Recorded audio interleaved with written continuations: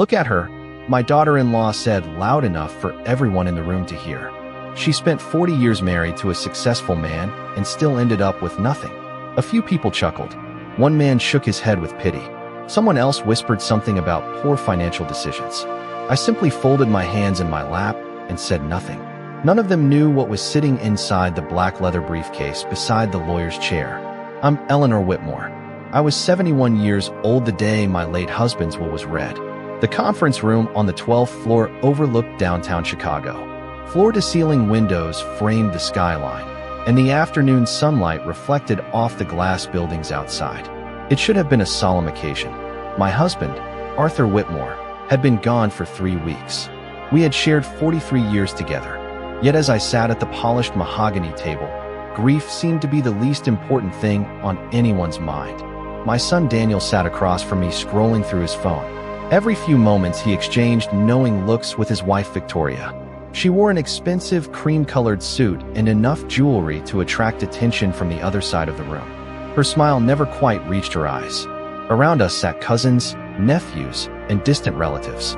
Most had barely visited Arthur during his final years, yet they had arrived early for the reading of his will. Funny how family calendars suddenly open when money enters the conversation. I wore the same navy blue dress I had worn to Arthur's memorial service. It wasn't fashionable. It wasn't expensive, but it reminded me of him.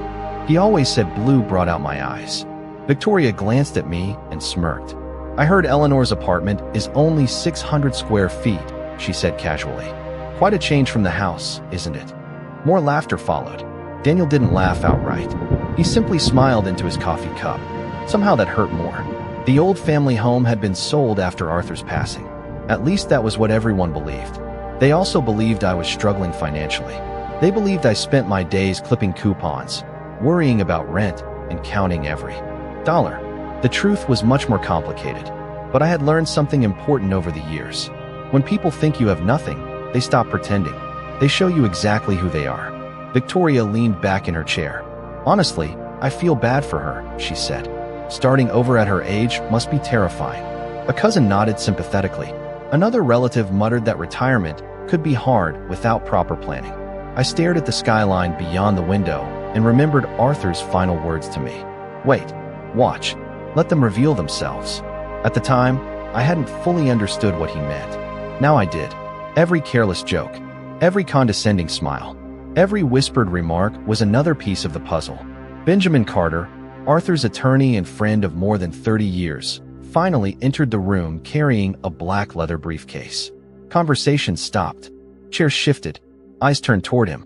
Benjamin greeted everyone politely before taking his seat at the head of the table. Victoria straightened immediately. Daniel locked his phone and placed it face down. The room filled with anticipation. Benjamin opened a folder and adjusted his glasses.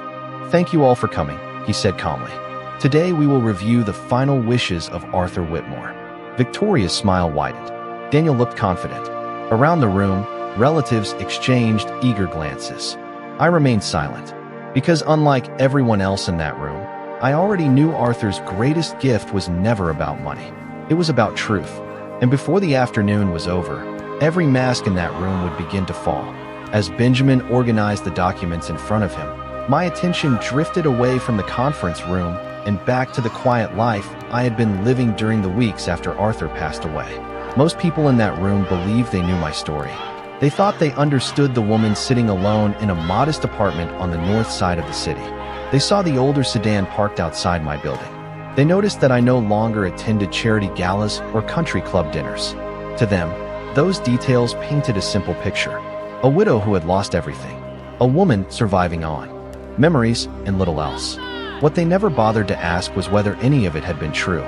My apartment was small compared to the house where Arthur and I had raised Daniel. The living room held a worn leather chair, a bookshelf filled with novels, and a single framed photograph of Arthur smiling beside Lake Michigan during one of our summer trips. Every morning I woke before sunrise. I made coffee. I watered the plants on the balcony. I watched the city come alive beneath me. There was peace in that routine, the kind of peace money cannot buy. Yet whenever Daniel visited, he looked around with visible discomfort. He never said anything directly. He would glance at the aging furniture or the simple kitchen countertops, and quickly changed the subject. Victoria was less subtle. During one visit, she stood near the window and asked whether I had considered moving into a retirement community. Her tone sounded polite, but the message underneath was clear. She believed I could no longer manage my own life. I smiled and thanked her for the suggestion. Inside, I was studying every word she said. After Arthur's funeral, the phone calls became less frequent. The invitations stopped almost entirely. Family members who once checked in regularly suddenly seemed too busy. At first glance, it looked like ordinary grief pulling people in different directions. But I noticed a pattern. Whenever conversations turned toward money, inheritance, or property, interest returned immediately. Daniel called more often during those moments. Victoria became unusually attentive. They asked questions wrapped in concern. Was I managing the bills? Had I spoken with financial advisors? Was I planning to sell any remaining assets? I answered carefully. Sometimes I shrugged. Sometimes I admitted that things felt uncertain. Each answer encouraged them to reveal a little more about themselves. Arthur had always been a patient observer of people. During our marriage, he often said that character reveals itself during moments of perceived opportunity. I finally understood what he meant. The less successful they believed I was, the more comfortable they became showing their true intentions. Back in the conference room, Benjamin cleared his throat and opened the first section of Arthur's will. The room grew silent. Even Victoria stopped smiling for a moment. Papers rustled softly. A distant siren echoed from the street far below. Everyone leaned forward slightly, eager to hear what came next. I remained still. My hands rested calmly in my lap. Around me, expectations filled the room like invisible smoke. Some expected rewards. Others expected surprises. None of them realized that the real story had begun long before this meeting. It had started the moment people assumed that a quiet widow living in a small apartment must also be powerless. And that assumption was about to cost them dearly. Benjamin began reading the first pages of the will in a steady, measured voice. Most of the early provisions were exactly what everyone expected. Personal belongings were assigned. Charitable donations were listed. A few sentimental items were left to extended family members. Around the table, people listened politely, but I could see their attention drifting toward the larger question that occupied every mind in the room. They wanted to know where the real money was. Victoria sat perfectly still, though her fingers tapped lightly against the table. Daniel occasionally adjusted his tie and glanced toward Benjamin's briefcase. Neither of them seemed interested in Arthur's memories, his values, or the legacy he had spent a lifetime building. They were waiting for numbers. As I watched them, another memory surfaced. About 6 months before Arthur passed away, we hosted a family dinner at our home. It was one of the last times everyone gathered under the same roof. The dining room was warm with conversation, and the smell of roasted chicken filled the house. At first, everything seemed normal. Then the discussion shifted toward investments. Victoria suddenly became unusually curious. She asked detailed questions about properties, retirement accounts, and business holdings. Her questions were wrapped in compliments and polite concern, but they felt rehearsed. Arthur noticed it too. Later that evening, after everyone had left, he stood by the kitchen sink looking out into the backyard. People become very different when they think a reward is waiting for them, he said quietly. I remember laughing and telling him he was being cynical. He smiled but did not argue. Looking back, I wish I had paid closer attention. Over the following months, the pattern became impossible to ignore. Daniel rarely called to ask how we were doing. Yet whenever financial topics appeared, he suddenly found time. Victoria always seemed to know when important meetings were scheduled. Somehow she was informed about matters that had never been discussed publicly. Arthur never confronted them. Instead, he observed. He listened. He took notes in ways nobody realized. Back in the conference room, Benjamin continued reading. The atmosphere slowly changed. Relatives who had arrived with confident smiles now looked increasingly uncertain. The major announcements they expected had not yet appeared. A cousin shifted impatiently in his chair. An uncle checked his watch. Victoria forced a smile, but I could see tension forming around her eyes. She was beginning to wonder whether things were unfolding according to the plan she had imagined. I folded my hands and looked toward the window again. Clouds drifted across the Chicago skyline. The city moved on as it always did. Cars filled the streets below. People hurried between buildings. Somewhere outside that room, ordinary lives continued. Inside, however, a different kind of weather was forming. The assumptions everyone carried into that meeting were starting to crack. Not because Benjamin had revealed anything dramatic yet. Quite the opposite. The longer he waited, the more uncomfortable they became. Arthur understood something most people never learn. The truth is often far more powerful when it arrives slowly. And judging by the nervous expressions spreading around the table, the first signs of that truth were already beginning to appear. The silence in the room grew heavier with every page Benjamin turned. No one said it aloud, but I could feel the frustration building around the table. They had expected immediate answers. They wanted dollar amounts. They wanted winners and losers. Instead, they were being forced to listen to the story of a man's life. Arthur had always appreciated irony. Even now, he seemed to be teaching one final lesson. Benjamin paused briefly before reading another section. This one contained personal letters attached to the will.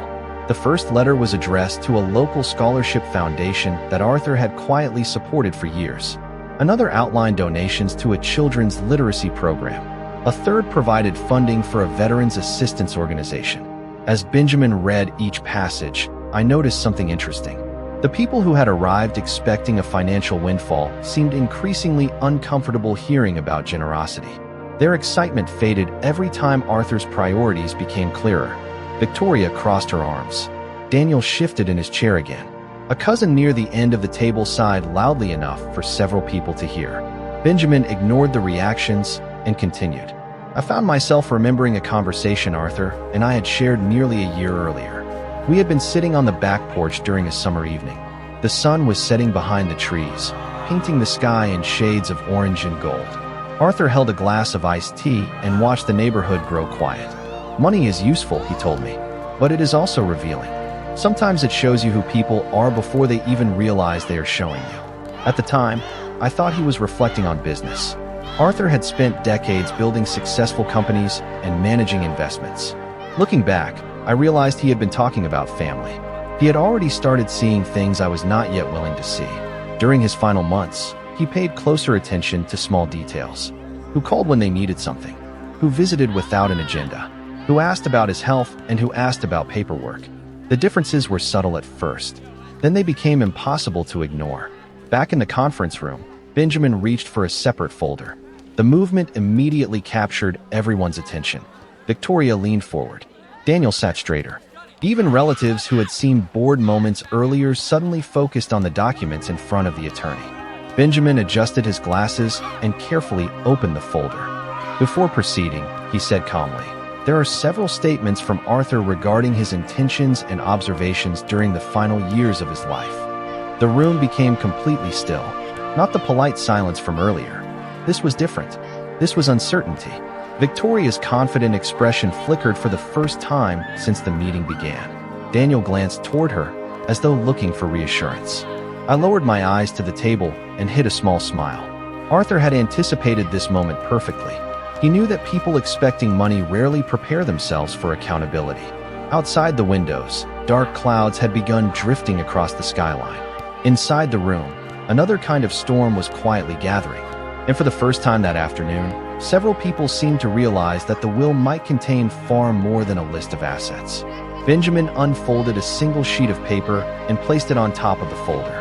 Unlike the legal language that had filled the afternoon so far, this document was personal. I recognized Arthur's handwriting immediately. Even from across the table, I could see the slight rightward slant of the letters and the careful way he formed each sentence. Benjamin looked around the room before beginning to read. "To my family," he said, his voice steady. "If you are hearing this, it means I am no longer there to speak for myself." The room became silent again, not because anyone was being respectful. They were curious. Arthur's words had always carried weight. "Over the past several years," Benjamin continued, "I have learned that character is revealed most clearly when people believe they are entitled to something they did not earn." Victoria's posture stiffened. Daniel lowered his eyes to the table. Several relatives exchanged uncertain glances. Benjamin kept reading. Arthur described the importance of loyalty, gratitude, and honesty. He wrote about the people who had stood beside him during difficult times and the people who appeared only when an opportunity presented itself. None of the statements mentioned specific names, yet the tension in the room grew, heavier with every sentence. I remembered the evening Arthur finished writing that letter. He had been sitting in his study surrounded by files and notebooks. I brought him a cup of coffee and asked whether he was working on estate documents again. He smiled and told me that sometimes the most valuable inheritance was clarity. At the time, I thought he was speaking philosophically. Now I understood exactly what he meant. Benjamin reached the next page. In recent years, Eleanor has been tested in ways most people do not see. She has demonstrated patience, dignity, and strength even when others underestimated her. I felt every eye in the room turn toward me. Victoria looked genuinely surprised. She had expected Arthur's attention to focus on financial matters. Instead, he was talking about values. Daniel shifted uncomfortably in his chair. Benjamin continued. Many people mistake quietness for weakness. They mistake kindness for dependence. They mistake simplicity for failure. The words settled over the room like a heavy blanket. Nobody laughed now. Nobody whispered. Arthur had always possessed a talent for speaking directly without raising his voice. Even through a letter written months earlier, that quality remained intact. I looked toward the large windows. Rain had started falling over the city. Small droplets slid down the glass, blurring the skyline beyond. The weather seemed strangely appropriate. Something was changing inside that room. People who had arrived expecting a straightforward inheritance meeting were beginning to realize they were part of a much larger lesson. Benjamin carefully placed the letter aside. Then he opened another section of the file. I noticed Victoria watching every movement of his hands. Her confidence was fading. Daniel looked pale. Around the table, anticipation returned, but it felt different now. Less certain, more anxious. Benjamin adjusted his glasses and took a slow breath before speaking. The next section concerns several decisions Arthur made during the final year of his life. The moment those words left his mouth, I knew the real test was about to begin. Benjamin opened the next folder with deliberate care. The room seemed smaller now. The earlier confidence that filled the conference table had almost disappeared. Nobody was smiling anymore. Even the relatives who had arrived expecting a pleasant afternoon looked uneasy. Arthur's letter had changed the atmosphere completely. It was no longer just about inheritance. It was about judgment. Benjamin glanced down at the documents before speaking. During the final year of his life, Arthur conducted a review of all major family and estate matters. The wording sounded formal, but I knew exactly what it meant.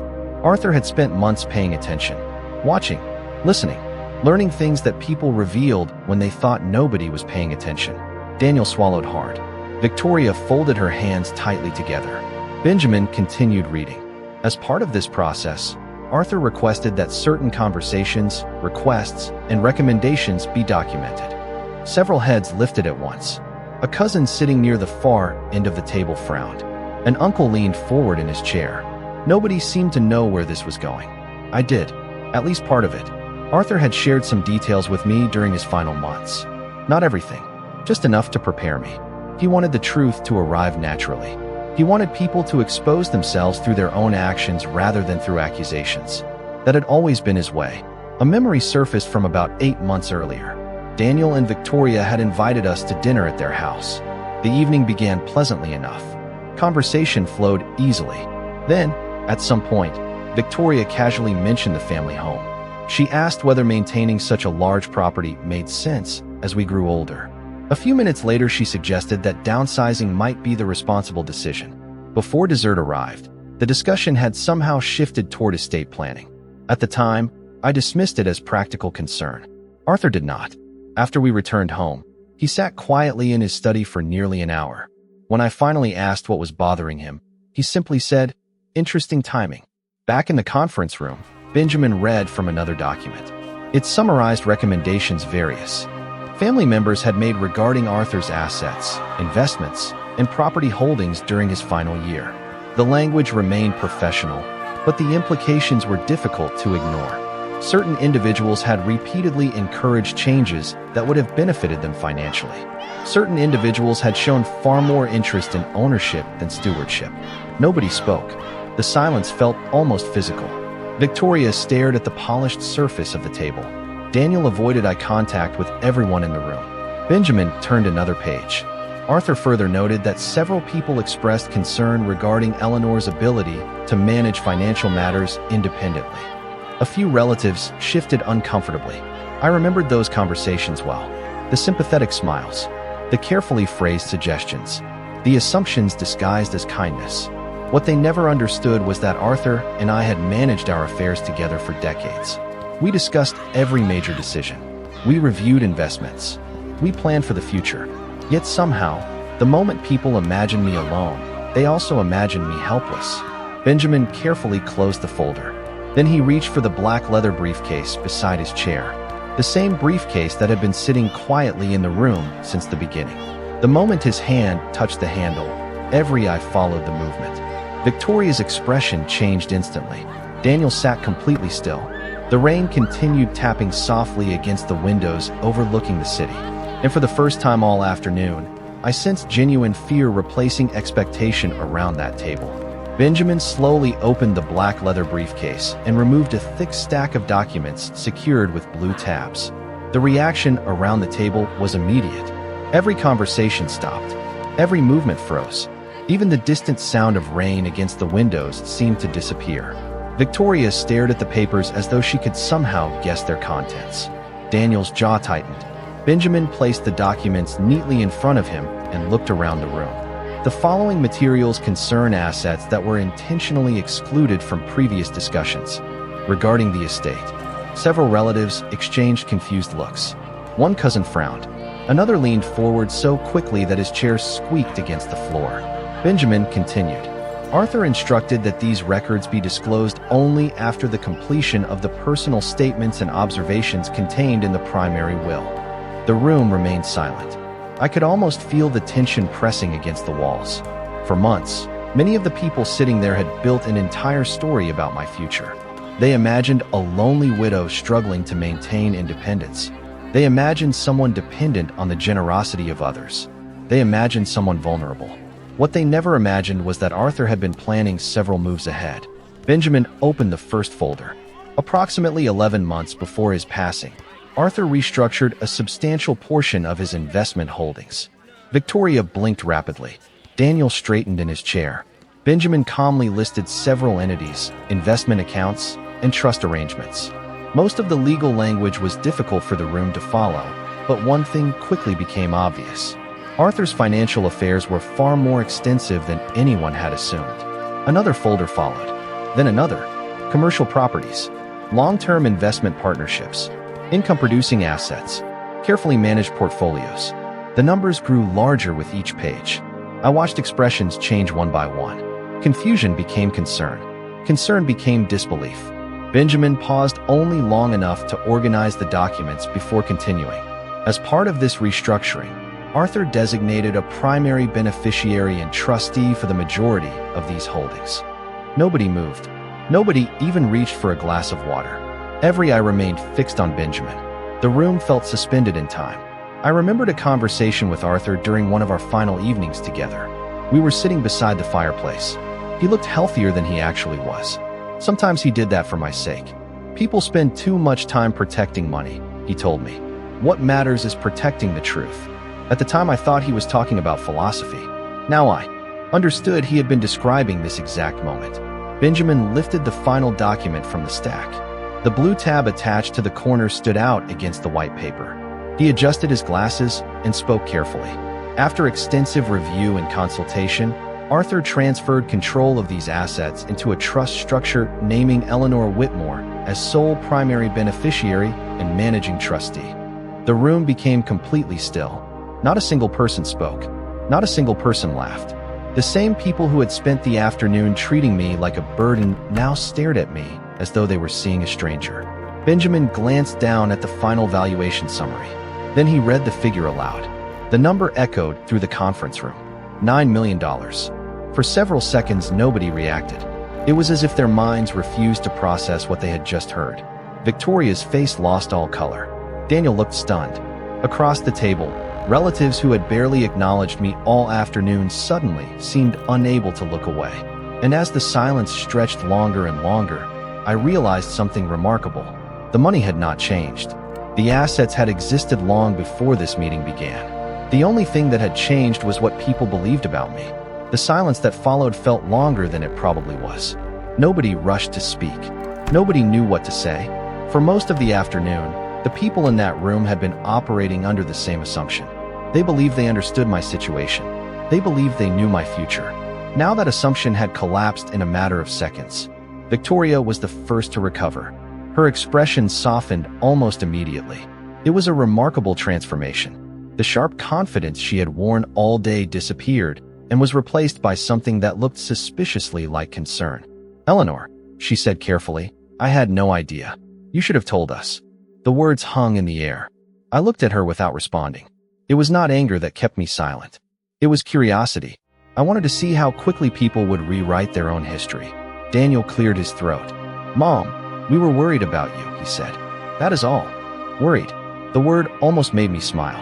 Just hours earlier, neither of them seemed particularly concerned about my feelings when jokes were being made at my expense. Now their tone had changed completely. Around the table, similar adjustments were taking place. Relatives who had barely acknowledged my presence suddenly seemed eager to make eye contact. One cousin complimented my strength. Another spoke about how proud Arthur would have been. Someone who had not called me in years suddenly asked how I had been managing everything so well. The speed of the transformation would have been amusing if it had not been so revealing. Benjamin remained silent throughout the exchange. He simply organized his papers and observed. I suspected he had witnessed scenes like this before. Human nature rarely changes when money enters the room. It only becomes easier to see. Outside, the rain continued falling over Chicago. The gray afternoon light filtered through the windows, casting soft reflections across the conference table.